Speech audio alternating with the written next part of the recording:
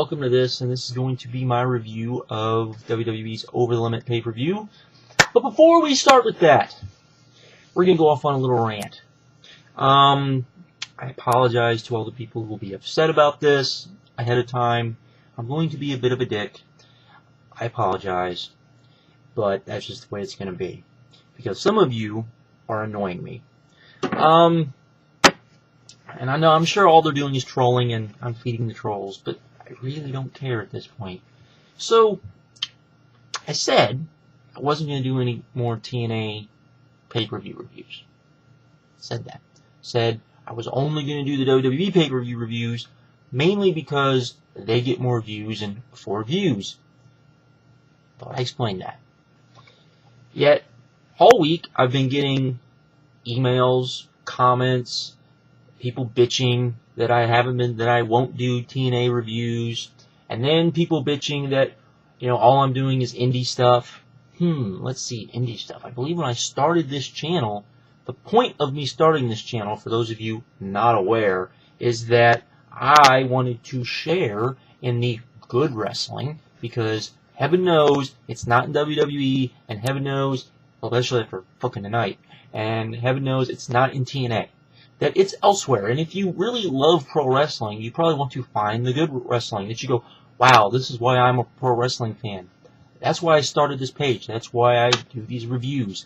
I do the pay-per-view reviews with the thought of, hey, if there's a great pay-per-view, then people should buy it. Because if I think it's a great pay-per-view, I want to try to get people to buy that pay-per-view so that maybe more people will buy it, and then maybe enough people will buy it to where, TNA, WWE, whoever, keeps putting on those types of pay-per-views, those type of events, those types of DVDs, that type of stuff, because that's what I want. And so, if I go out and tell people, hey, go out and get this, then great. And if I tell people, don't go get this because this sucks, then great too, because maybe that means that the same people will not give out the same crap that I think is crap. Easy, easy, easy, you would think. But people get all pissy because all he's doing is indie stuff, because I do one review of Dragon Gate instead of TNA, even though I told everyone I wasn't doing any more TNA reviews. Okay? Then people get mad because I'm not doing any news. Really? How many times have I ever come on here and done news? Very seldom, only when I've really felt like it. Only ever when I felt it was important, or pertinent. Or pertinent. Listen to me, pertinent.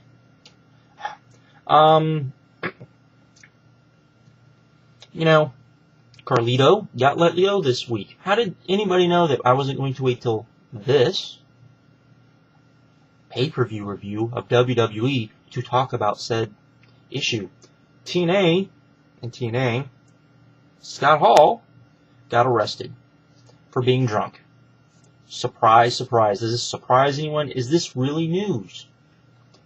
I could come on here and talk about TNA news. I could come here and talk about the fact that apparently the powers that be told Dixie that they needed to cut a bunch of guys from the roster, and Dixie is trying to find out ways to keep it, doesn't want to cut anybody because of the economy, and she doesn't want to, guys to lose their jobs and this and that. Well, that's fine, and that's dandy, and that's hey, more power to her for looking out after the people that she felt like have been with the company for a long time, and she doesn't want to be a mean person.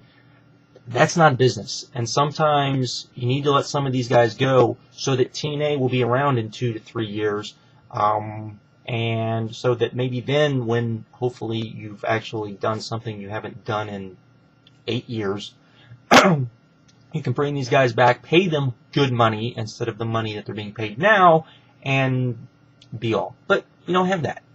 Instead, I have people bitching and whining and complaining that I'm doing ROH reviews, or that I'm doing things that I want to do. This is my channel.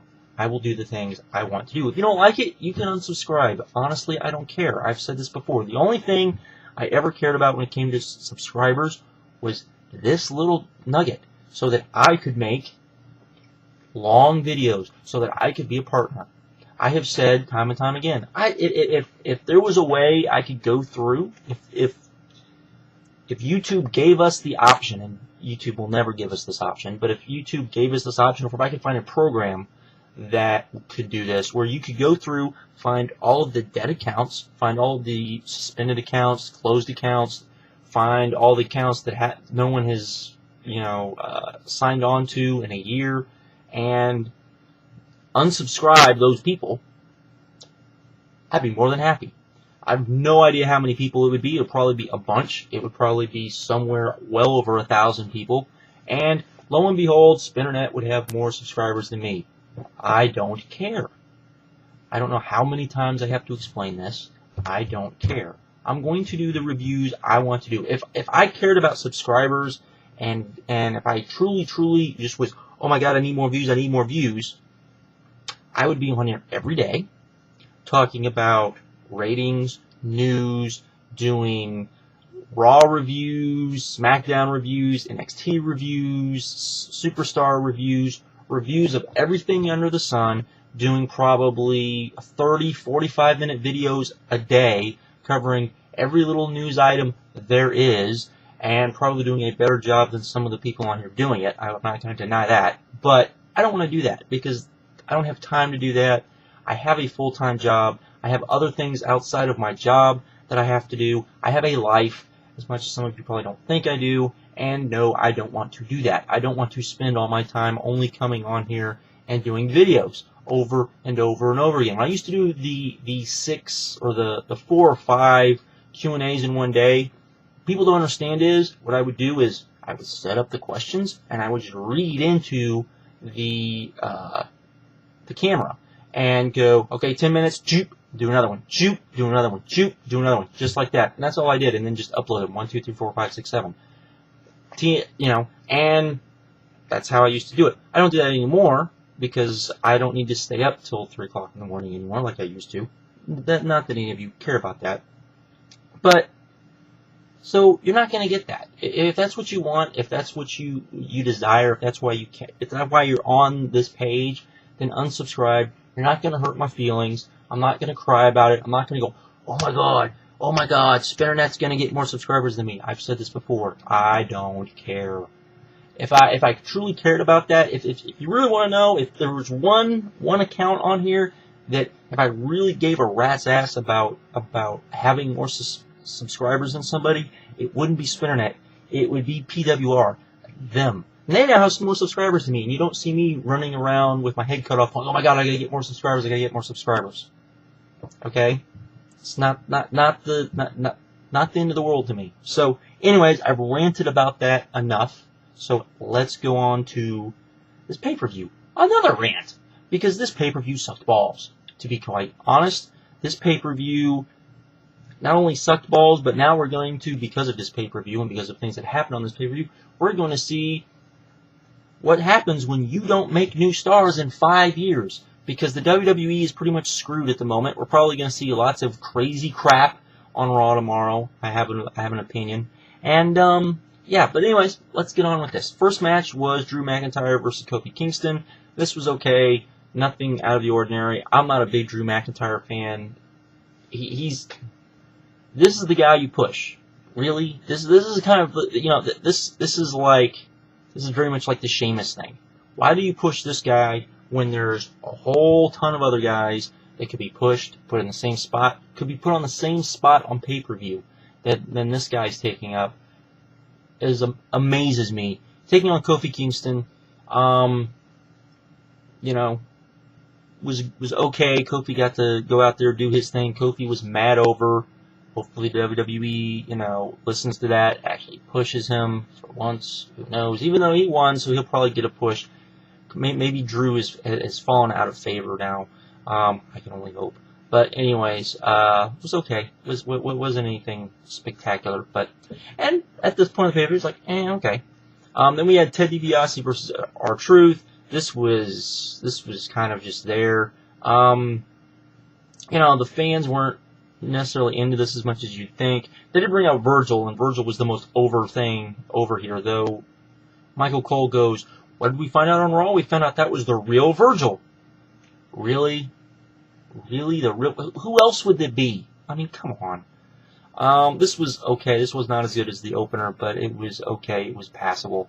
It was kind of sloppy in parts, and the ending kind of came out of nowhere.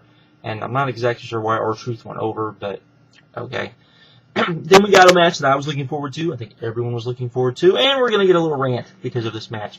Rey Mysterio versus CM Punk. Now, I have yelled and screamed about the fact that people overreact about the PG thing.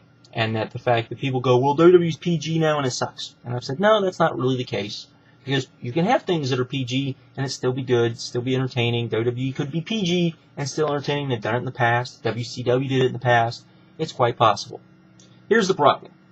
They've also got this, no blood thing, which is fine. If you don't want guys bleeding and bleeding all over the place, that's fine. However, you have to come to the realization that this is a contact sport, a contact form of entertainment, and things are going to happen, and you're basically doing a live, you're doing a live act out in front of a lot of people, and things are going to happen, you have to improvise and that sort of thing, and because you have bodies flying around, because you're being thrown into things, guys might get cut, and if guys get cut and guys get bloody, you cannot stop a fucking match, and you can't freaking do all this crap that we saw happen in this match, and which took away from this match, which would have been a great match if it wasn't for this, but because we got this, it wasn't a great match, it was just a really good match. And luckily, Punk at some point just said, fuck it, went out, started beating up Rey at one point after he'd been cut open, and they did this whole, though they did do a good job of kind of covering it up,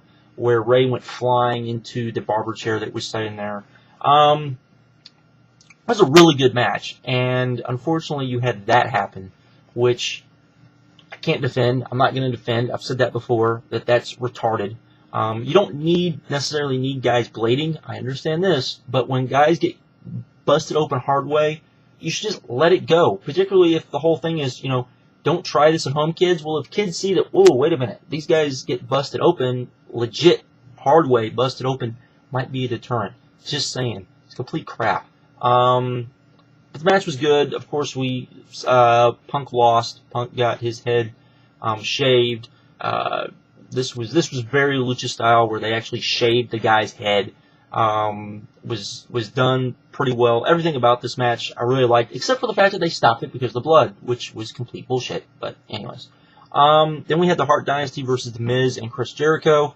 The only guy really over on this match was Chris Jericho, which, this was a good match, except the crowd was not into it because they didn't see the HART Dynasty as, real stars, because, of course, they've kind of pushed them, but not really pushed them, and when they really, really should have pushed them, particularly, I thought, against DX, and really gotten them in the ring with DX and shown that, they belonged in the same ring with DX, and if they'd been, really pushing them heavy for that long, I think they would have been over more. They were close to Canada. They still weren't that over. I think, them not having Brett out there was a definite problem, and Jericho was the most over. Still a good match, did a lot of good things, but still wasn't the best thing in the world. Just kind of pretty good, but not great. They did hit a couple of good moves, and HART Dynasty won. And okay, then we get to Randy Orton versus Edge, which I gave a no rating because Randy Orton got hurt. And the match was pretty boring up to that point anyways. And then Randy Orton was hitting the ground, getting ready for an RKO, and did something to his arm. And we don't know what he did. As far as I'm making this video, we don't know what he did. But I'm sure someone will post, and probably 500 people will post, what happened to his arm. He hurt it. They had to do a quick, some sort of quick finish, so we had a double count out, and that was it. Wasn't very good. Now you've lost Randy Orton. Edge is back, but Edge has not been the same since he's came back. I think that's fair to say. Triple H is gone. Shawn Michaels is gone. Undertaker is extremely hurt and probably shouldn't be brought back anytime soon. And Batista looks like he's going to be gone as well. So basically, you haven't really elevated anyone in really 5 years, And so now you're pretty much screwed, WWE, because the only two people I can think of off the top of my head that you truly tried to elevate to superstardom. You have Punk, but Punk pretty much be elevated and pushed back down, elevated, pushed back down, and that sort of thing. And you did Jeff Hardy, but Jeff Hardy's now TNA. And you did Sheamus, who, you know, the fans are kind of lukewarm on Sheamus. This is what happens when you don't build anybody for 5 years. This is what happens when you go out and you tell guys to put yourself over. Go ahead. You know, if you put yourself over, we will push you. And guys get over, and as soon as they get over, they get buried, taken off TV, they get forgotten about, they don't get used. They get the complete opposite of being used properly, of being pushed, this, that, and the other. This is the exact same thing that happens in TNA. TNA seems inept at making new stars. We know WWE can make new stars because we can see when they try to make new stars, they do everything for the most part right. But the problem is that they never pick the right guys. They never pick the guys that the fans want to have pushed, and they want to push the guys that they think need to be pushed instead of listening to the fans. Now, sometimes you do need to say, hey, this guy has it, the fans just don't see it. And sometimes you need to say, hey, this guy's really over with the fans, we need to push this. They've not done that, and now it's going to come back and haunt them. And I'm sure on Raw we're going to get all sorts of weird, wacky stuff. We've already seen them pretty much castrate SmackDowns, and SmackDown's moving to Sci-Fi. So, I don't know what else they're going to do. This should be fun. Yeah, right. Then we had Jack Swagger versus Big Show. This gets a dud. I cannot believe they did this. This was a match that they had built up on the entire pay-per-view. Then you had the no finish, basically, between Orton and Edge. And you didn't go out there and you didn't tell, you know, Big Show's been around long enough to where you could have told Big Show, hey, we need you to go out there. We need you to, you know, build some time. We need to change the finish because the finish isn't going to work now. It's not what they did. We got a crap finish in a match that was and yeah, pretty much sucked. And you know, oh well. Then we got Eve versus MARYSE, 1 star. Who gives a fuck? Honestly, can we get some people that can actually wrestle? Then we got John Cena versus Batista, which I thought was pretty good. Wasn't as good as their matches before this.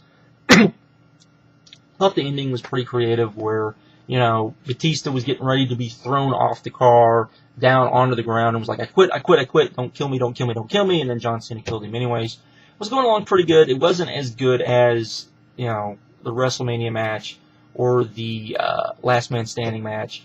But I guess Batista's definitely gone now, because Sheamus came out and attacked John Cena, which was okay. I really don't want to see Sheamus and John Cena. I don't know who wants to see Sheamus and John Cena. But, hey, it's in the WWE's court now. Guess we're going to see what happens. And there you go. There's your review. Wow, this was a shit pay-per-view.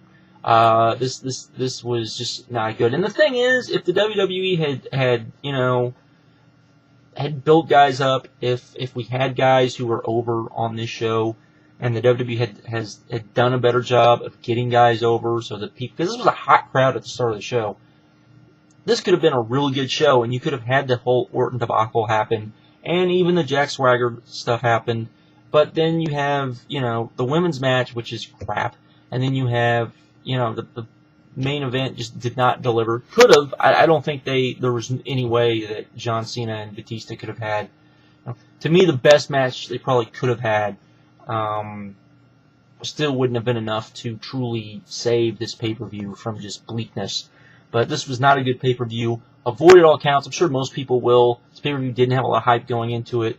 On top of that, you had, you know, the NBA playoffs are going on. You had Lost going on directly against this, the end of Lost, which I'm sure, you know, a lot of people watch that instead of watch this. So, yeah, this is going to be pretty much crap. This will probably get a horrible, horrible buy rate. It should get a horrible, horrible buy rate. With bad, the Punk crap with the blood was bullshit. Drew McIntyre cut his arm as well, and they kind of tried to not show that as well. I don't know what the deal is with that. I don't understand it. It's retarded. I don't know who thinks this is a good idea. Whoever thought this was a good idea needs to be fired, is all I know. But anyways, that is it for this little rant and review and all of that sort of stuff. So with that, I'm out. Have a good one. Later.